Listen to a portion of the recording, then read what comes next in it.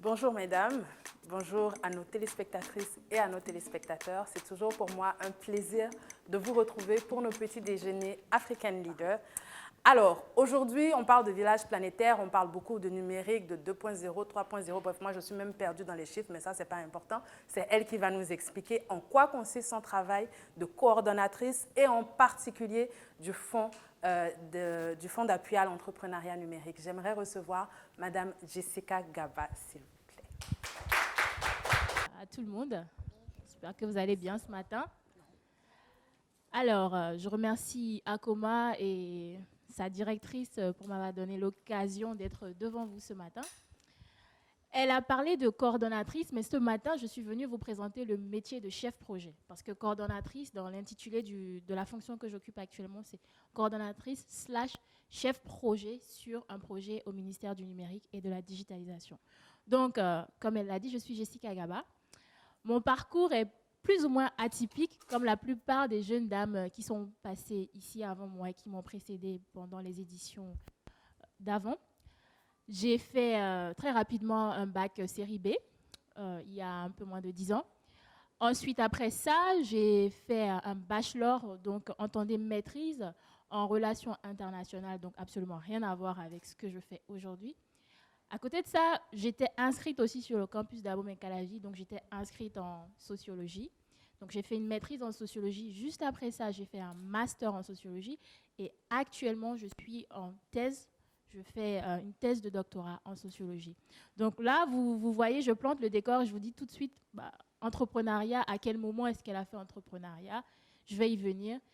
Au départ, je ne suis pas entrepreneur moi-même. Peut-être dans le futur, je le serai, mais je ne suis pas entrepreneur. J'ai rien fait jusqu'en 2018 qui avait rapport à l'entrepreneuriat. Par contre, la gestion de projet, et c'est ce que je vais vous expliquer ce matin, la gestion de projet, c'est quoi? Comment est-ce que la gestion de projet est rentrée un peu dans mon quotidien et comment est-ce que c'est devenu une passion que j'arrive à exercer aujourd'hui? Eh bien, on va dire que ça remonte à ma période de vie associative. Parce que j'ai commencé à militer un peu dans certaines associations de la place vers 2015-2016, notamment des associations qui étaient sous tutelle, on va dire, de l'ambassade des États-Unis et ce genre de choses-là. Donc, j'ai été sélectionnée en fin 2016, début 2017 pour un programme du président Obama aux États-Unis, le YALI, qui est assez connu. Donc, je suis partie rester quelques mois aux États-Unis dans une grande université. Et c'est vraiment à ce moment-là, que j'ai commencé par m'intéresser à tout ce qui est gestion des projets. Entendez par gestion des projets le déroulé d'activités. C'est vraiment programmer des activités, les exécuter, les dérouler et les suivre de bout en bout, du début à la fin.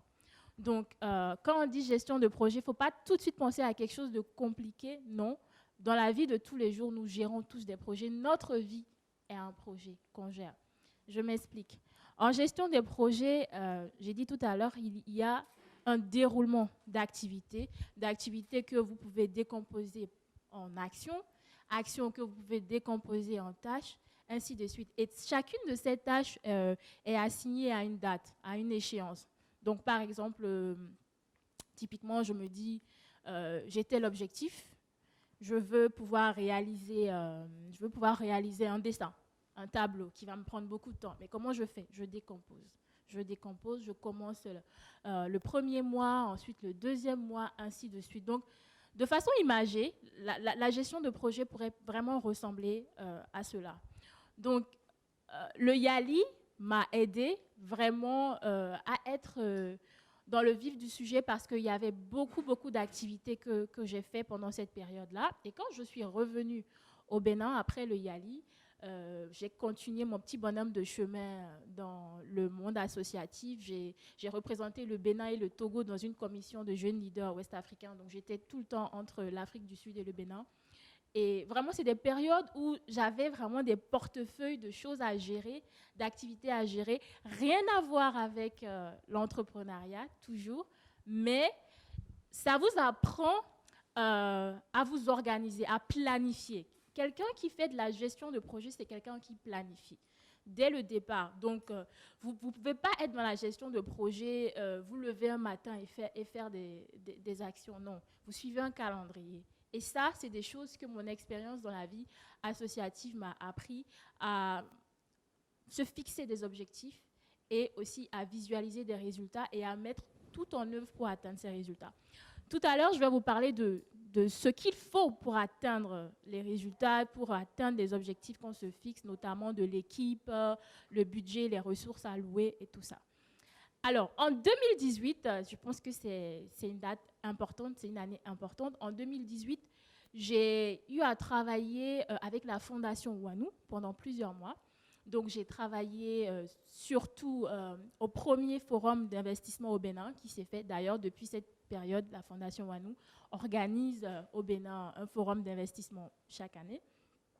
Et donc, à ce moment-là, je découvre l'entrepreneuriat, je découvre tout ce qui est écosystème tech, je découvre les mots comme start-up, les mots comme numérique. Et franchement, c'était assez intéressant parce que quand on se dit numérique, tout de suite on pense au portable, on pense à l'ordinateur, on pense à Internet. Il y a des mots qui vous font tilt dans la tête tout de suite quand vous dites numérique, mais derrière, il y a toute une économie. Il y a un business derrière le numérique, parce qu'aujourd'hui, vous pouvez utiliser le numérique dans tout ce que vous faites. Vous êtes en santé, vous avez besoin des technologies numériques. Vous êtes en agriculture, vous avez besoin d'intelligence artificielle. Aujourd'hui, pour faire vos prévisions au niveau des prévisions météorologiques, vous pouvez utiliser le numérique pour améliorer vos productions et tout ça. Quoi d'autre? Dans le tourisme, c'est magnifique, le numérique, ça vous aide, par exemple, avec la 3D. Si vous êtes à Cotonou, vous pouvez voir des monuments ailleurs, et vraiment vivre l'expérience comme si vous étiez sur place. Donc, etc., etc. Il y a plein d'exemples de ce que le numérique peut faire dans d'autres secteurs. Et c'est pour ça qu'on dit que le numérique, il est transversal. D'accord? C'est pas juste ordi, c'est pas figé, mais ça peut aller vers absolument tous les autres secteurs.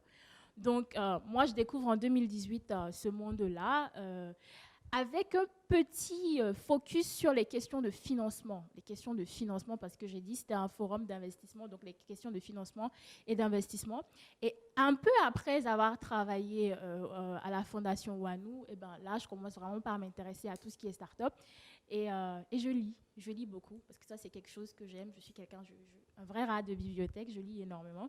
Donc, quand je ne connais pas quelque chose, les articles sont là, Internet est là pour nous aider à connaître des choses. Donc, jusque-là, vous voyez que j'ai pas fait. Là, je suis en train de faire un autre master maintenant en entrepreneuriat numérique. Mais à l'époque, je n'avais pas fait de master sur ça. J'étais plus sociologie / développement communautaire, gestion des projets et tout. Donc, et en 2019, j'intègre le ministère du numérique et de la digitalisation avec un petit portefeuille où je travaille sur plein d'activités. Et l'année dernière, on va dire que j'ai eu un nouveau portefeuille sur le fonds d'appui à l'entrepreneuriat numérique sous le leadership justement de la ministre sous laquelle je suis.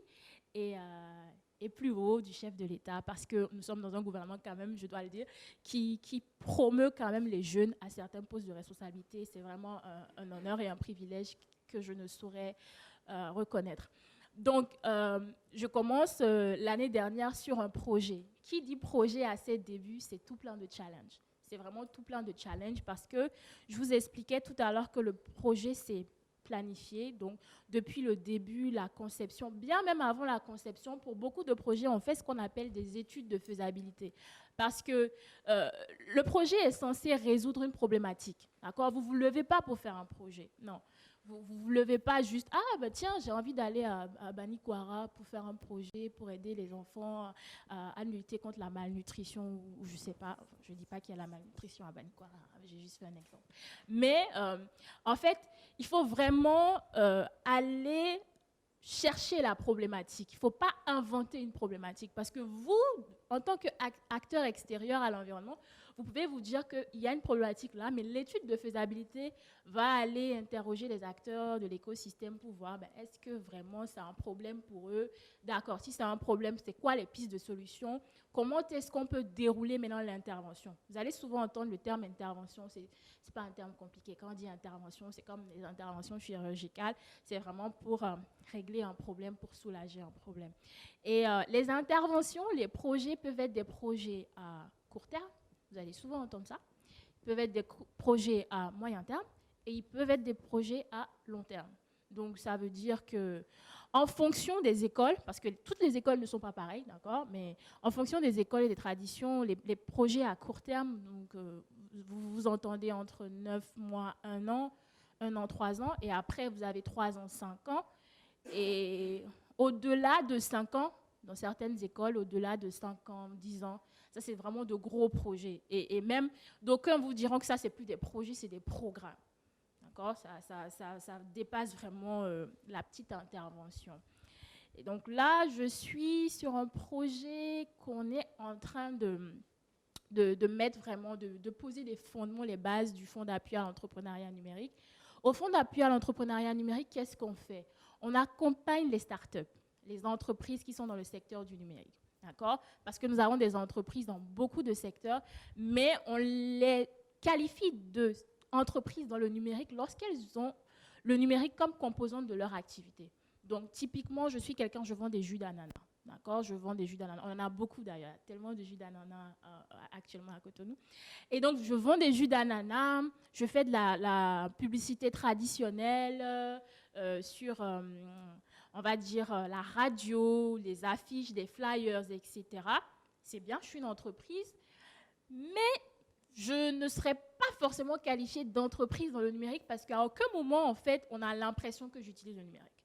Par contre, lorsque je me mets à utiliser WhatsApp Business, quand je crée une page Facebook, quand j'ai une plateforme en ligne ou une application mobile où là, maintenant, j'expose mes projets, mes produits, excusez, je suis sur une marketplace, les places de marché en ligne marketplace. Donc, je suis sur une marketplace ou un e-shop. Enfin, quand j'utilise le numérique pour mon business, alors là, je peux facilement basculer dans ce que nous, on appelle l'entrepreneuriat numérique parce qu'on a l'utilisation maintenant du numérique pour booster son business et pour le faire accroître. Un autre exemple rapidement, parce qu'il ne faut pas que ce soit juste commerce. Il y a beaucoup de e-commerçants aujourd'hui, mais ce n'est pas que ça. Vous avez par exemple une entreprise qui est dans tout ce qui est santé. D'accord, c'est une société, une structure enregistrée dans n'importe quel régime, hein, ça peut être une petite société, grande société. Et là, par exemple, elle veut vendre des services aux hôpitaux, etc. et des services via une application mobile.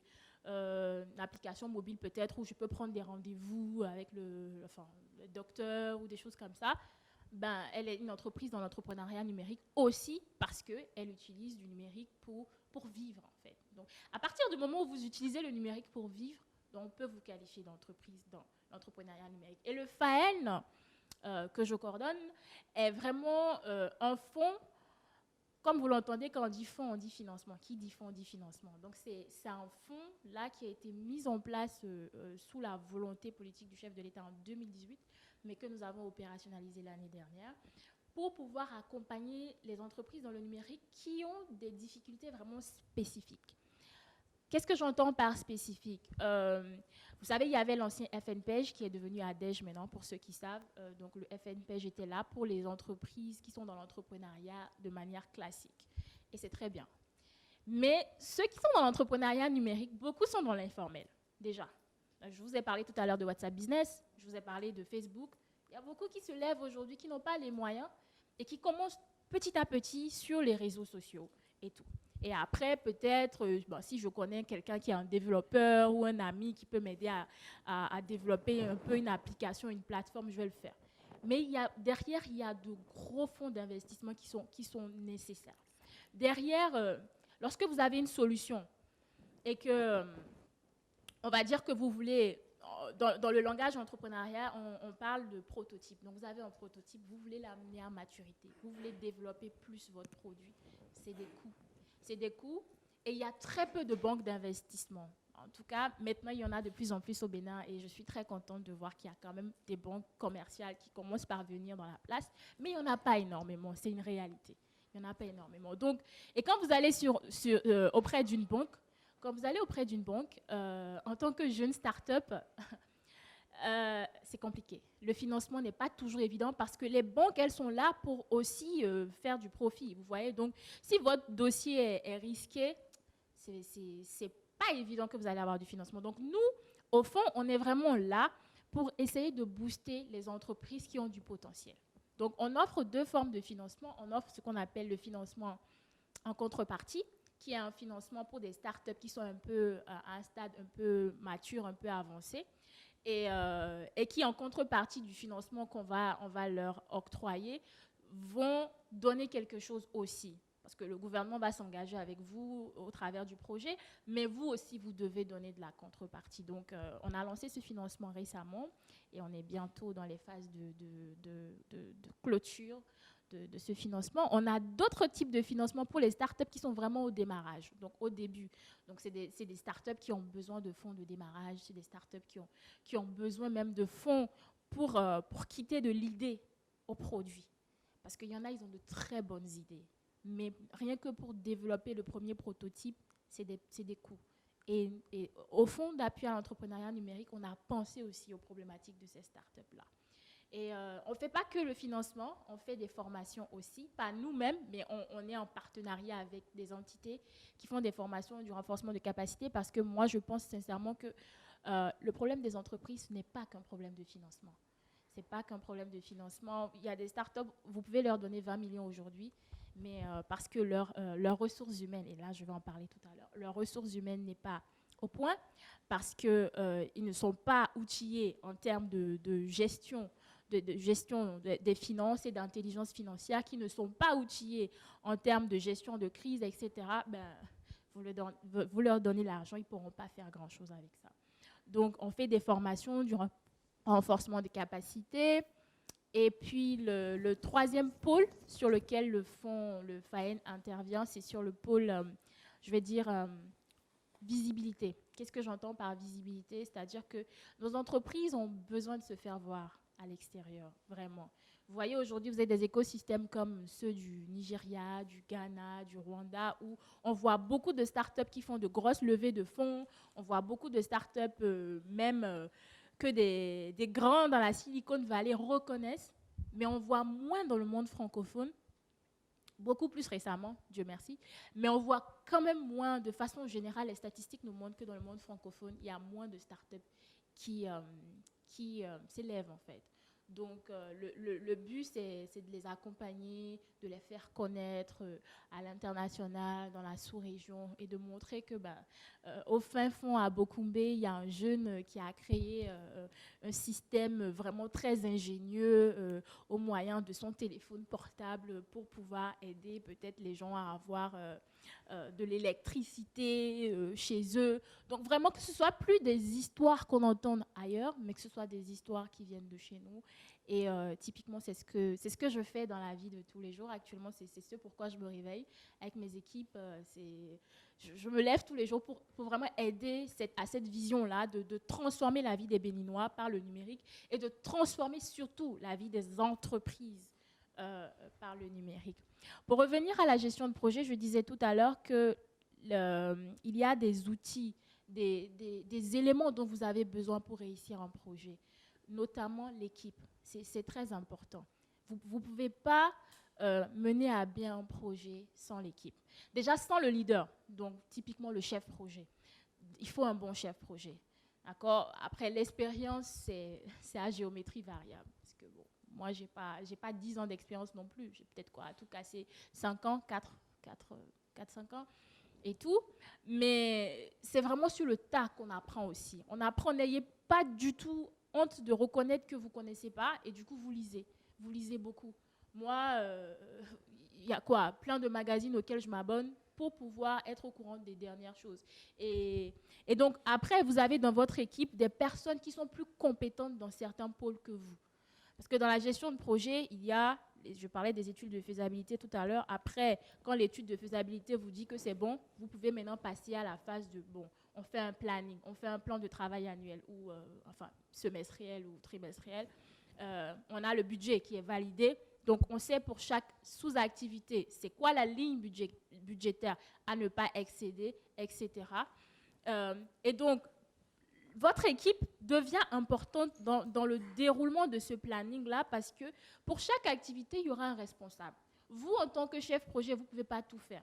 Souvent, les projets qui capotent, vous allez voir que c'est soit parce que les bonnes personnes ne sont pas recrutées, ou alors les gens sont recrutés mais pas avec les bonnes compétences, ou alors elles n'ont pas, en dernier ressort, elles n'ont pas l'humilité pour apprendre. D'accord ? Moi, je vous ai donné tout à l'heure mon parcours, mon background. Donc, du coup, je n'ai pas fait finance, moi. Donc, j'ai besoin de quelqu'un qui fait finance dans mon équipe. Parce que moi, je n'ai pas l'expertise dans les finances. J'ai besoin de quelqu'un dans mon équipe, par exemple, en communication. Parce qu'en termes de, oui, vous faites un projet, mais il faut communiquer sur les réseaux. Il faut que les gens connaissent ce que vous faites. Moi, je n'ai pas fait communication. Donc, j'ai besoin d'une ressource, d'une compétence dans mon équipe en communication, etc., ainsi de suite. Donc, le projet, le cœur du projet, en dehors de la vision, l'objectif, atteindre des résultats, mais le nerf de la guerre, ce n'est pas l'argent, c'est l'équipe. Vous pouvez avoir un projet avec 1 milliard, 2 milliards, 3 milliards, mais si vous n'avez pas une bonne équipe, c'est du gaspillage de ressources. Donc, ça, c'est très important. Et aussi, un autre élément dont je vais parler, j'espère que je suis dans les temps, un autre élément dont je vais parler rapidement dans le métier de gestion de projet, de gestionnaire de projet, c'est l'élément mitigation de risque. C'est très important parce que qui dit projet, ce n'est pas un long fleuve tranquille qui coule comme ça, non. Le projet, déjà au début, dans l'étude de faisabilité, on y revient toujours parce qu'elle détermine beaucoup de choses. L'étude qui vous dit oui, go, vous pouvez faire le projet, vous dira force, opportunité. Oui, vous dira force, faiblesse, opportunité, menace, FFOM. Vous pouvez aller chercher sur Internet, c'est classique dans les projets. Donc, vous avez, c'est quoi les forces du projet, c'est quoi les faiblesses, c'est quoi les opportunités, c'est quoi les menaces. Et le côté menace, c'est très important. Dans d'autres écoles, on parle de risque. Au lieu de menace, on parle de risque. Donc, vous devez connaître les risques de votre projet. Vous devez savoir, par exemple, je veux faire l'intervention dans telle région culturelle, mais ils ne sont pas prêts. C'est des gens qui n'acceptent pas qu'on vienne leur dicter ceci. En fait, et ça c'est la sociologue en moi. Donc, vous voyez, la sociologie m'a beaucoup aidée parce qu'en tant que sociologue, les mentalités des gens, dès que je viens dans un environnement, c'est quelque chose que j'ai appris à étudier dès le départ. Donc, c'est très, très important de penser à un plan pour faire de la mitigation de risque. Parce que si vous occultez ça, vous allez, moi je dis, vous allez naviguer à vue, en fait. Vous êtes en roue libre. Et après, quand vous tombez, vous dites, mais je n'avais pas vu ça venir. Mais non, il y avait un risque là. Il y avait un risque. Ça peut être un risque majeur ou un risque mineur. Et même un risque mineur peut devenir un risque majeur. Et vous, ce que vous faites tous les jours, c'est vraiment de travailler à ce que ces risques-là restent des risques. Donc, c'est vraiment ça. Et enfin, je pense que un autre truc vraiment important dont il faut parler en termes de gestion de projet, c'est le suivi, évaluation. D'accord ? Je ne peux pas vous parler de gestion de projet sans vous parler du suivi, évaluation. Dans le cycle de vie d'un projet, le suivi, évaluation est très important. Alors, il faut comprendre qu'il y a un commanditaire pour les projets. Le projet, ce n'est pas vous qui vous levez généralement pour le commanditer. C'est souvent une entité. Dans mon cas, je suis sous tutelle du ministère du numérique et de la digitalisation, qui lui-même est sous tutelle du gouvernement, qui est sous tutelle de la présidence. Donc, c'est vraiment toute une chaîne. D'accord ? Ça, c'est mon cas. Mais vous avez d'autres cas où ça peut être une organisation internationale, ça peut être l'UNICEF, ça peut être le PAM, ça peut être FAO, le PNUD, enfin, nommez-les, ils font légion. Donc, on a autant d'organisations qui sont des commanditaires. Quand on dit commandité, entendez, c'est moi qui ai commandé le projet. Et vous devez rendre compte au projet, au commanditaire du projet. Vous devez lui rendre compte. Donc, le suivi, c'est aussi important pour des questions de transparence. C'est important pour des questions vis-à-vis de vous-même, les résultats que vous donnez. Donc, typiquement, oui, on vous a donné 100 millions, une équipe recrutée de je sais pas, 12 personnes. Et vous vous mettez sur un projet et tout, vous faites des rapports, parce qu'il y a beaucoup de rapports dans les projets. Vous faites des rapports, oui, ce premier mois, on a travaillé, on a fait ci, on a fait ça. Mais le commanditaire, après, il a la latitude, il a la largesse de demander un audit, de demander un suivi, d'envoyer une mission pour vérifier si vous êtes vraiment en train d'atteindre les objectifs que vous vous êtes fixés. Donc, quand vous travaillez en tant que chef projet, vous pensez déjà à la fin du projet, en fait. Vous pensez déjà à, on va m'évaluer, d'accord, j'ai exécuté mon projet à 70%, j'ai exécuté mon projet à 50%, et là, il va falloir justifier. Vous n'avez pas pu exécuter, pourquoi? Est-ce que c'était parmi les risques que vous aviez évalués? Et souvent, il y a des risques que vous n'avez pas vus, hein, c'est normal. Il y a des risques que vous n'avez pas vus au départ, donc c'est tout à fait normal. Donc, je pense que j'ai brossé un peu vraiment les différentes étapes, comment est-ce qu'on en arrive à la gestion de projet. Et encore une fois, je pense qu'il n'y a pas de parcours classique pour être gestionnaire de projet. C'est vrai qu'il y a des formations en gestion de projet, il y en a beaucoup. Je pense qu'à l'ENAM aujourd'hui, il y a quand même des formations en planification. Il y a des formations en planification. Donc, vous pouvez être planificateur. D'accord? Dans beaucoup de ministères, vous entendez parler de directeurs de la programmation et de la prospective, DPP, DPP. C'est des gens qui sont bons en gestion des projets, c'est des gens qui ont fait planification. Donc, c'est des gens qu'on met souvent sur les programmes de gestion de projet. Mais je pense, et ça c'est mon avis personnel, que tout le monde peut être gestionnaire de projet. Ça s'apprend. Et ça ne s'apprend pas que à l'école. Ça s'apprend sur le tas. Vous faites des erreurs, vous tombez, vous vous relevez. Vous faites même de grosses erreurs. J'en ai fait. Vous faites des erreurs, vous tombez, vous vous relevez, vous apprenez. Si vous ne connaissez pas, ben vous allez vers les anciens, ceux qui sont déjà roués au métier, et puis vous apprenez chez eux à leur niveau. Pour finir, avant peut-être qu'on me pose des questions, je vais anticiper. Qu'est-ce qu'il faut vraiment pour devenir coordonnateur ou gestionnaire de projet? Bon, moi, je dirais la grâce de Dieu, parce que j'étais totalement la première surprise de cette position qu'on m'a généreusement offerte. Mais ce qu'il faut vraiment, c'est vous cultiver. Vous cultivez. Quand vous arrivez dans un environnement, parce que moi, très tôt, je suis allée vers les acteurs de l'écosystème, je suis allée vers les startups, je connais beaucoup d'entrepreneurs aujourd'hui.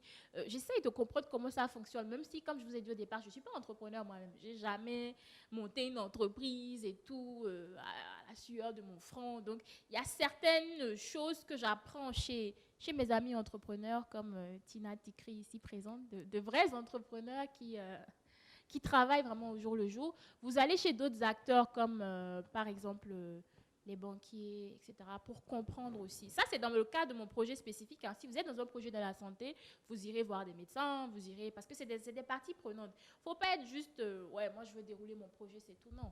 Le projet, vous le déroulez pour une cible. Donc, il faut comprendre la cible. Il faut connaître la cible, sinon, c'est nul et non avenu. Donc, il faut connaître tous les acteurs indirects et les acteurs directs.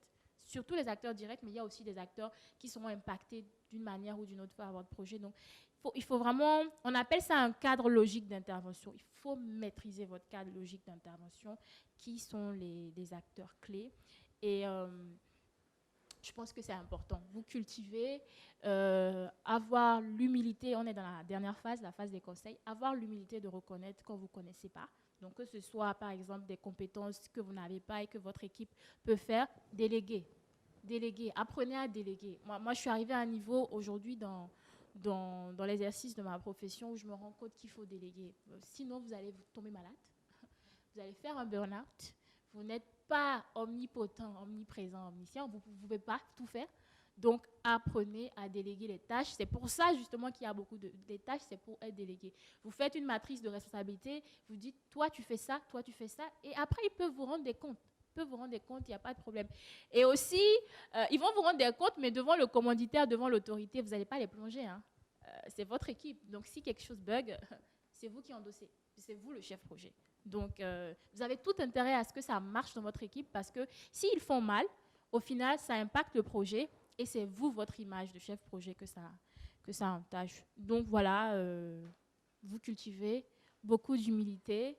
Et le dernier, qui est quand même, je pense, le plus important des conseils, c'est de le faire avec passion, sans négligence. Parce que tout ce que vous faites avec passion, vous le faites bien. D'accord? Moi, il y a eu des moments dans ma carrière, dans ma jeune carrière, où je me levais le matin, je n'étais pas convaincue de ce que je faisais. Aujourd'hui, j'ai adhéré à la vision du projet où je suis. Donc, quand je me lève, je me sens bien de le faire.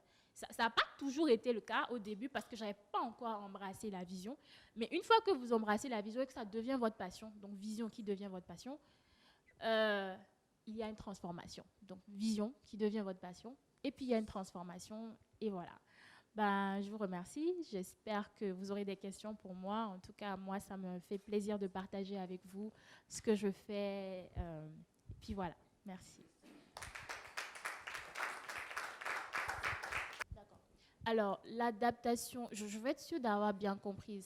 Par exemple, aux situations imprévues, c'est ça? D'accord. Bon.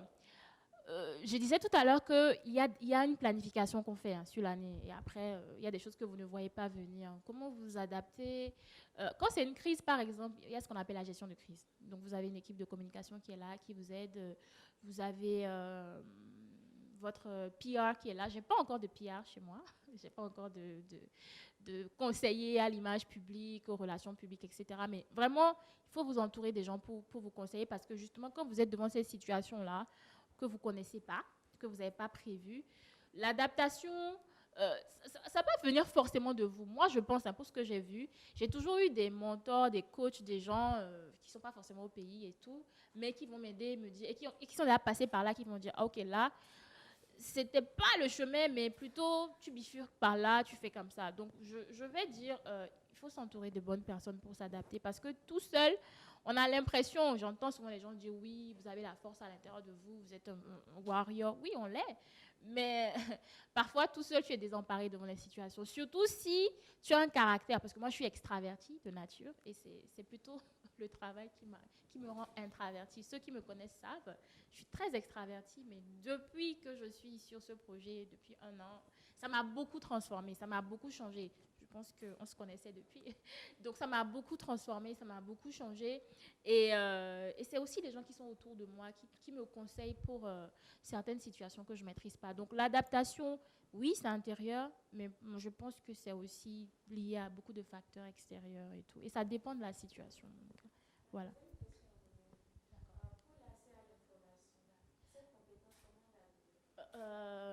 Alors, deux choses. La première, c'est que, bon, moi, j'aimais beaucoup lire, mais c'était surtout les romans. Il ne faut pas que je vous fasse croire que mon amour pour la lecture est venu parce que je lisais des trucs hyper sérieux, non du tout. Collège, Harlequin, tout le tralala, on en a beaucoup lu. Et du coup, ça développe l'amour pour la lecture parce que moi, je passais tous mes mercredis au CCF, on me larguait là à 14 ans, on venait me chercher à 18 h et puis, bon, tant pis, quoi. Donc, c'est vraiment là que ça se développe. Et maintenant, pour ce qui est des lectures spécifiques au domaine où vous êtes, où vous envisagez d'être, c'est de la discipline. C'est vraiment de la discipline. Vous vous abonnez peut-être à 2 ou 3 magazines. C'est vrai que beaucoup de magazines sont payants. Donc, soit vous faites ça, si vous pouvez, ou alors vous cherchez peut-être, je ne sais pas, il y a sûrement une page sur Twitter ou sur Facebook ou un site sur lequel vous pouvez avoir du contenu facile d'accès, gratuit d'accès, et vous vous abonnez à leur newsletter. Ça a l'air tout bête, hein. C'est des choses, ils vont vous envoyer des mails chaque semaine ou toutes les 2 semaines. Il y a eu telle chose, il y a eu telle nouvelle. Ou comme moi, entre-temps, quand le terme Internet des objets était sorti, je disais, c'est quoi IoT, je ne comprenais pas.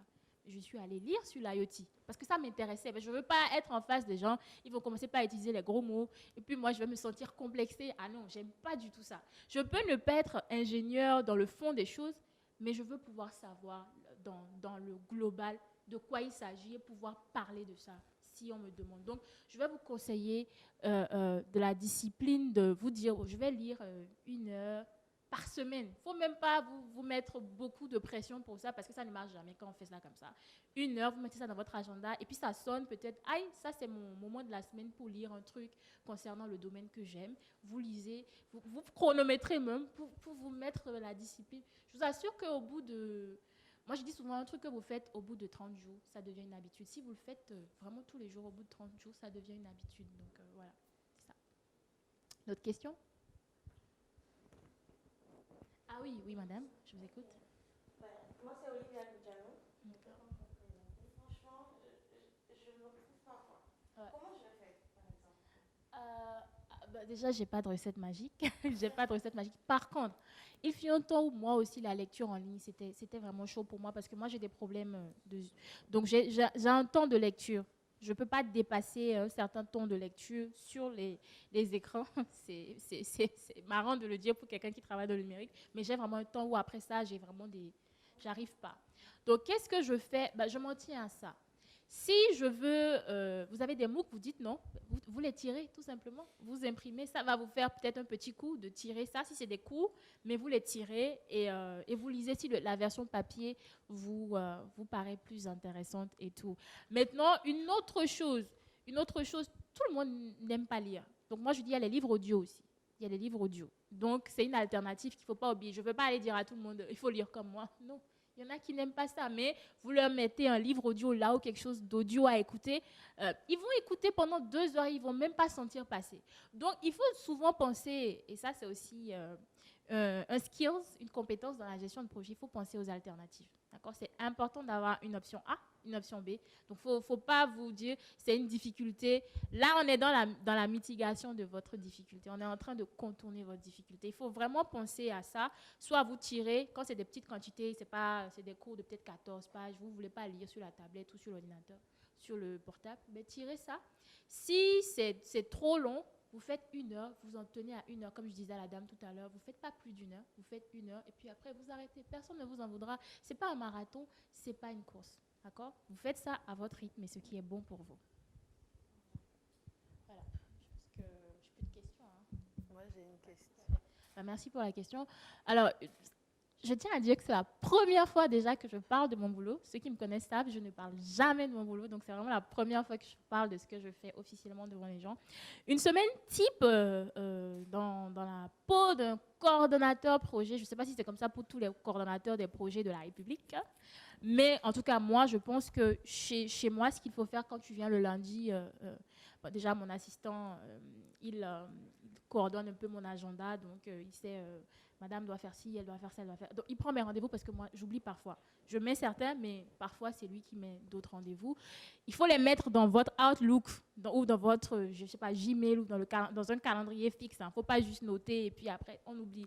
Alors que quand vous mettez, c'est là où le numérique est magnifique, quand vous le mettez dans un agenda, après, l'agenda vous fait bip, vous avez réunion dans 15 minutes, etc. Donc, c'est vraiment pratique. Vous voyez dans la journée, ah, j'ai ça, j'ai telle réunion, etc. Donc, déjà, vous savez le nombre de réunions que vous avez parce que les réunions, ça peut être vraiment productif, mais ça peut être aussi très contre-productif si c'est pas bien. Donc, du coup, pour éviter que ça vous bouffe toute votre journée, vous devez déjà planifier. Aujourd'hui, je dois rédiger tel document, on va dire en termes de référence. Je dois rédiger un budget. D'accord, je le fais pas moi-même, mais je peux le faire avec quelqu'un, un collaborateur et tout. Et donc voilà, typiquement lundi, je viens, je fais mon planning, je dois rencontrer tel partenaire, parce qu'on a besoin de partenaires. Quand vous êtes sur un projet, vous avez besoin de partenaires, des gros partenaires. Donc, il y a ça. Après, en dehors des réunions, surtout que je suis sur un fonds qui est vraiment spécifique aux startups, il y a vraiment tout ce qui est un peu supervision, suivi un peu des activités qu'on a lancées. Donc, si on a des activités qui sont en place, on a, par exemple, des comités internes. Donc, ça, ce n'est pas des réunions, mais c'est vraiment, on se réunit avec l'équipe et on définit, bon, aujourd'hui, est-ce qu'on veut travailler sur le dossier de telle entreprise? Non, on veut plutôt travailler sur le dossier de telle entreprise. Donc, c'est vraiment, encore une fois, vraiment planifié. Donc, avant la fin de la semaine, vous vous retrouvez à faire, 50 réunions en ligne comme en présentiel, hein, parce qu'avec le Covid, il y a beaucoup de réunions en ligne maintenant. En dehors de ça, vous rédigez beaucoup de documents, comme vous avez dit, parce que le projet, c'est des documents, c'est des rapports. Donc, c'est beaucoup de rapports et vous allez sur le terrain.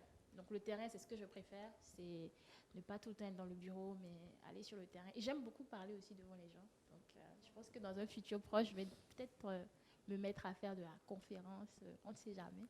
J'enseigne à l'université, donc j'aime bien ça, j'aime bien parler aux gens. Donc voilà, je ne sais pas si j'ai répondu à votre question, mais on peut avoir des semaines où ce n'est que des réunions, c'est vraiment lourd. On a des semaines où on a des livrables à rendre, j'avais oublié, il y a ce terme-là, livrable. Donc vous avez des livrables à rendre aux partenaires, aux commanditaires. Donc vous travaillez à fond sur le livrable et vous pouvez rentrer des fois très tard. Moi, j'ai déjà quitté le cabinet à 2 heures, quoi. Mais ça c'est pas recommandé du tout. Hein. C'est une mauvaise manière de travailler. Mais quand vous êtes sous pression, vous travaillez beaucoup. Et voilà. Évitez les réseaux sociaux aussi. Dixit, celle qui est souvent sur Twitter. Parce que ça vous prend du temps dans votre journée. Mais voilà, réunion, livrable, descendre sur le terrain. Voilà un peu ce qu'on fait tous les jours. Voilà. Ben, je pense qu'il n'y a plus de questions. Je vous remercie pour... Ah, d'accord, ok. Je vous écoute. Alors, aujourd'hui, on est en plein processus de recrutement. Donc, actuellement, au sein de l'équipe, on est 3. J'ai un collaborateur et j'ai, on va dire, un spécialiste en finance, là, quelqu'un qui m'aide pour tout ce qui est question de finance. Maintenant, on a une cellule de communication au niveau du ministère qui gère vraiment toutes les agences du ministère et tous les projets du ministère. Donc, je n'ai pas de compétences en com qui est propre au projet pour le moment. Mais comme c'est un projet qui demande vraiment beaucoup de travail, là, on est en train de lancer un recrutement pour pouvoir recruter des gens dans mon équipe. Et parce qu'il y a beaucoup de travail. Donc aujourd'hui, typiquement, je vais dire que je gère 3 personnes, mais que j'ai la chance vraiment d'avoir à côté, parce que le secteur du numérique est quand même un secteur assez fédérateur. On n'est pas, vous avez des agences comme l'ANSSI, comme l'ACI, comme l'ADN. On ne travaille pas chacun de son côté. Il y a toujours des ponts, en fait. Donc, du coup, pour un projet comme ça, moi, je suis beaucoup appuyée actuellement par la direction de la digitalisation. On a une direction de la digitalisation, donc je suis sous le directeur de la digitalisation. Et à cette direction-là, il y a quand même assez de ressources humaines qui, moi, m'aident sur mon projet. D'accord? Mais typiquement, aujourd'hui, sur le projet, on n'est que 3. Et on entend s'agrandir avant la fin de l'année, peut-être aller à 6 et tout. Donc, voilà, en fonction du budget qui est là et des priorités. Parce que vous ne pouvez pas recruter non plus tout le monde, mais vous recrutez l'urgence, la priorité que vous avez. Voilà. C'est bon? J'ai répondu à votre question? C'est une question très pertinente. La coordonnatrice n'est pas encore mariée, elle n'a pas d'enfant. C'est pour ça qu'elle se permet de rester jusqu'à 2 heures du matin. Sinon, nos hommes, on les connaît. Non, mais bon. Ce que je veux dire, c'est que oui, il faut une balance. Bon, je ne sais pas si c'est balance, on dit en français. Équilibre. Les Anglais disent balance. Équilibre. Équilibre, merci. Bon, balance, équilibre. Voilà, il faut vraiment un équilibre dans notre vie. C'est pour ça, par exemple, moi, cette année, à partir d'un moment, à 20h, depuis le début d'année, 20h30 maximum, quand je suis encore là, je dis, bah, Jessica, ferme l'ordinateur, il faut que tu t'en ailles. Donc, et ça, c'est des réflexes qui me sont venus parce que je me suis dit, bah, j'aspire à une vie familiale. Je n'en ai pas encore, mais c'est quelque chose de très important pour moi. Si vous me demandez aujourd'hui, carrière, est-ce que tu es plus carriériste? Bon, j'aime pas trop le mot carriériste parce que ça fait penser que c'est des femmes très ambitieuses qui ne pensent pas à la famille, mais ça ne veut rien dire. Mais si on me demande aujourd'hui carrière ou famille, je dirais plus famille. Aussi étrange que ça paraisse, parce que j'aime vraiment les enfants et j'ai vraiment envie d'avoir ma famille, mon mari, tout ça, si Dieu me fait la grâce. Donc, il faut déjà, même en n'étant pas encore dans une situation de couple ou matrimoniale, vous arranger, vous organiser, savoir les limites, en fait, les do's et les don'ts. Ce que je fais aussi, dans la mesure du possible, les week-ends, je ne travaille pas. Au début du projet, à cause des activités qu'on a lancées, j'étais au boulot tous les samedis. Jusqu'à ce que la période de grosse vague est passée et que là, les choses se sont stabilisées. Et là, maintenant, je me suis donné la discipline, quel que soit ce qui se passe, à moins que ce soit vraiment une catastrophe planétaire, je ne vais pas au boulot le samedi. Et c'est important. Donc, c'est vraiment des petites astuces où vous savez que dès que vous arrivez à la maison, vous êtes à la maison, vous vous occupez de vos trucs parce que vous avez besoin d'une vie en dehors du boulot. Moi, aujourd'hui, j'ai des passions en dehors du boulot. J'apprends à jouer de la guitare, je chante, j'aime beaucoup chanter, je dessine. En fait, je suis tellement plus que juste mon travail. Le travail, c'est bien, votre carrière, c'est bien, mais vous devez vous développer à côté. Donc, moi, je dirais à une femme, si vous avez des hobbies, il faut les faire. Il faut juste... avoir l'équipe sur laquelle vous allez vous soulager aussi, c'est très important pour pouvoir partir peut-être des jours à 18h, prendre des congés, c'est important.